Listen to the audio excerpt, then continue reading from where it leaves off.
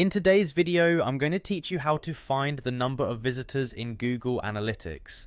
Understanding your website traffic can provide invaluable insight into your audience's behavior and help tailor your content strategy or marketing plans more effectively. So let's dive in step by step to discover how you can easily access this crucial information within just a few minutes. To get started, the first thing you need to do is head over to the official Google Analytics webpage. You can do this by visiting the Analytics Tools and Solutions page provided by Google, which offers a comprehensive suite of analytics tools tailored for businesses.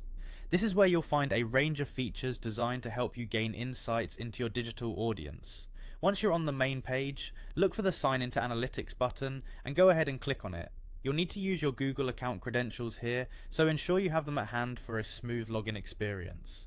The Google Analytics dashboard can seem a bit overwhelming at first glance, but don't worry, we're going to focus on just the parts you need.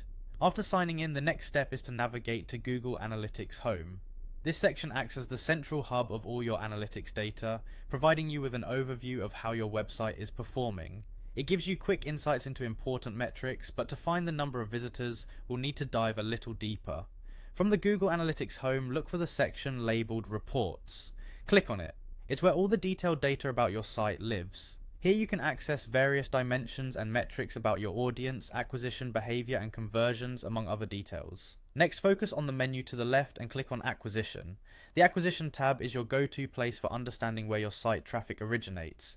It breaks down data by channels such as organic search, direct traffic, referral, and social media, helping provide context for your visitor count. To zero in on the details regarding your visitors, select User Acquisition from the drop-down below Acquisition. This option specifically targets new user acquisition, giving you insights into how visitors are getting to your site for the first time.